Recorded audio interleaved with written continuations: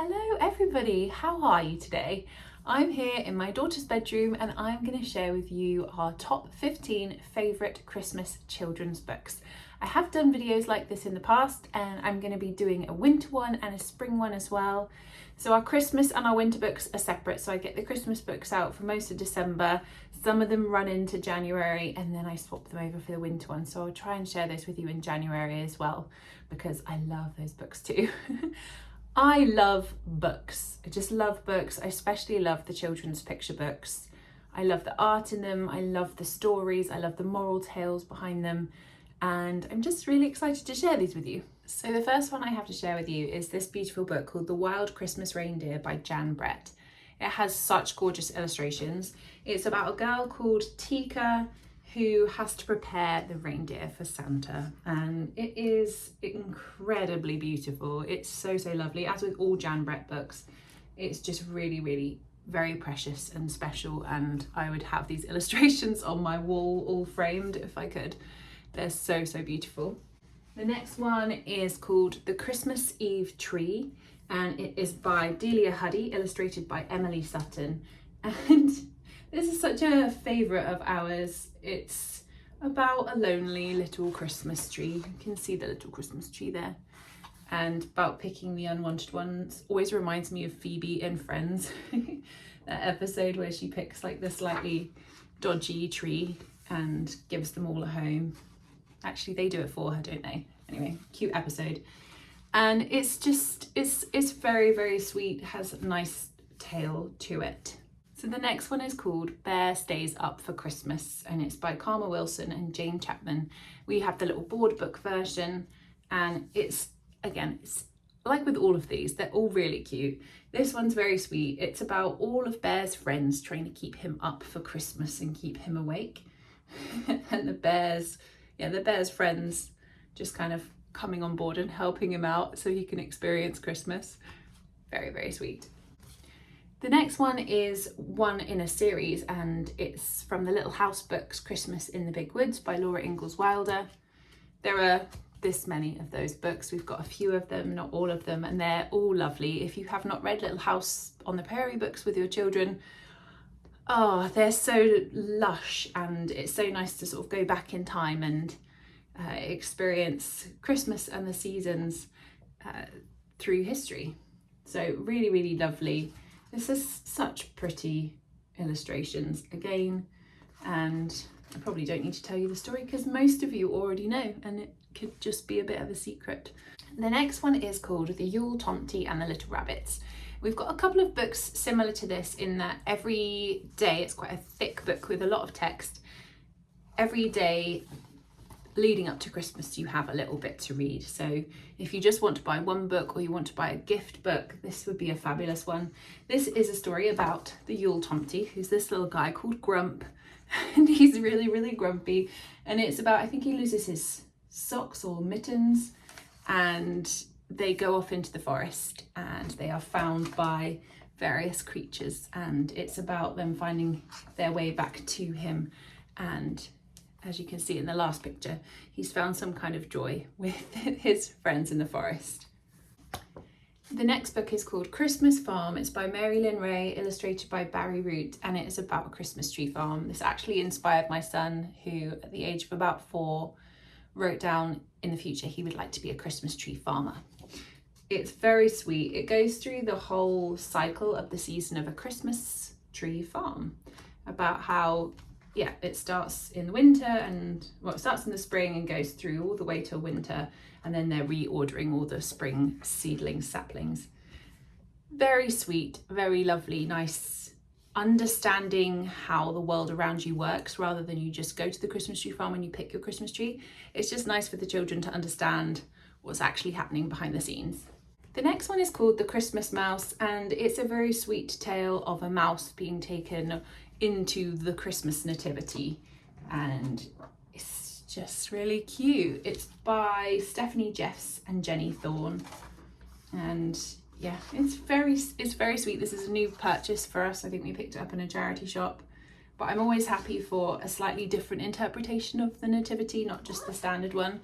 My kids love watching The Star, which we have on DVD, and they watched it last night actually. They just absolutely love it. They think it's hilarious, and it's just a nice way of seeing inside the nativity story. The next one is Paddington and the Christmas Surprise by Michael Bond.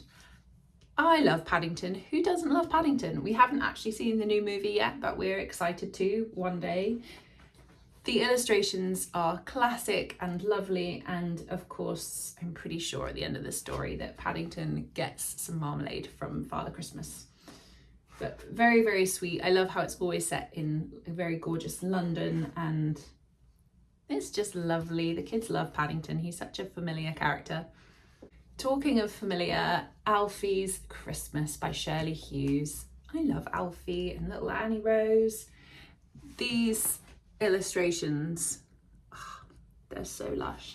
I pick lots of old Alfie books up from charity shops. I think this was another time I did that, and they just seem to be everywhere. I guess we went through a phase of Alfie books and they're probably a little bit unpopular at the minute, but I love them. I think they're very sweet. It's very nostalgic for me to read these to the kids, and it's just a lovely little Christmas story. Talking of classics, The Snowman and the Snow Dog. This is like next level snowman stories. We've got the Snowman story. We love to watch it as well, and Father Christmas as well, which is in a similar series by Raymond Briggs. The Snowman and the Snow Dog is just a really sweet separate tale about a snowman and a snow dog, and it's quite similar story to the Snowman in a lot of ways, because why would you mess with a classic? But so they haven't messed with it that much, but I'm pretty sure at the end of the story the boy gets a puppy.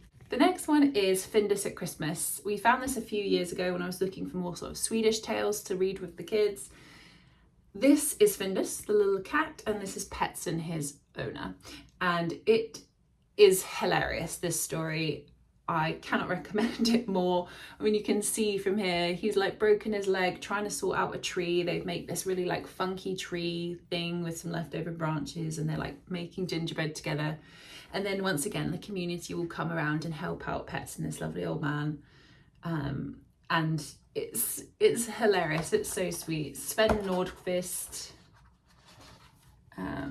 has written it. It's a long story, but it's riveting. It's brilliant. It's so wonderful and so funny.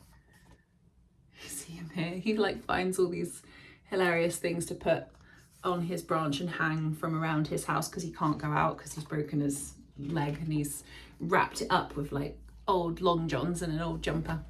I love it. Another funny one is Christmas in Exeter Street, and it does make me laugh all the time. Diana Hendry and John Lawrence, and it's about a bunch of people arriving at this house and how they sort of like manage to squeeze them all in the bathtub and in different places, that they just all land in this one house, and it's absolute chaos. But it's beautiful. It's so funny. And Father Christmas, I do think he does find them all to give them presents, because they're not quite where they all should be, but they do all get found in the end. The next one is Babushka, A Christmas Tale by Dawn Casey, illustrated by Amanda Hall. And this was a new one to us last year, and I love it. I'm so happy that we own this book. It's so beautiful. It kind of wraps the Christmas nativity kind of into a kind of folktale kind of situation. It's very, very, very beautiful, and it just has such a hopeful ending, and it's just a lovely like adventure story as well. Really lovely. So the last two are the absolute favourites, most requested books of the whole lot. That is The Christmas Mice, which was written by Caroline Repchuk and illustrated by Stephanie Bowie. And it's got these little cards and envelopes to open and stuff. And it makes like a little puzzle at the end, and it's about being invited to the Christmas party and everyone gets their invitation. It's so cute. The kids have loved this book for years, and they still do, even though they're 8 and 5. They love it. And then the very last one is Last Stop on the Reindeer Express by Maudie Powell Tuck and Carl James Mountford. It is gorgeous, this book, from the illustrations all the way through to the storyline. It's got adventure in it, it's got little flaps, it's got everything you could want out of a Christmas story. It's got a flying reindeer and it's so heartwarming. It's about a girl and she's going to send a letter to her dad, and the post box sends her to her father where he is, and she gets to see him, and it's just so cute. So I love that book. It's also got this lovely, wonderful, magical cover. And yeah, hugely recommend, obviously, all of the books, to put them on your Christmas wish list and ask for them from friends and family for Christmas. You know, there's those people that just want to buy you a little something, and a lot of those you'll be able to find used on Amazon or in a bookshop. This is a collection we've built over time. We started with probably about 5, and I've bought one every single year, and we've probably gifted another one every single year, or I find one for like 30p in a charity shop. So it's a collection that's been going over time.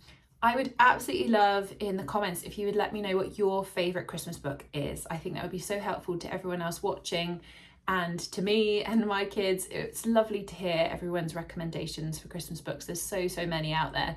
So let me know what your favourite is, maybe from your childhood or a new one that you've found that you're reading to your own children. Thank you so much for being with me today and watching this whole video. If you enjoy this video, please subscribe, follow along, and check out my podcast, The English Homemaker. Thank you so much for watching. Bye.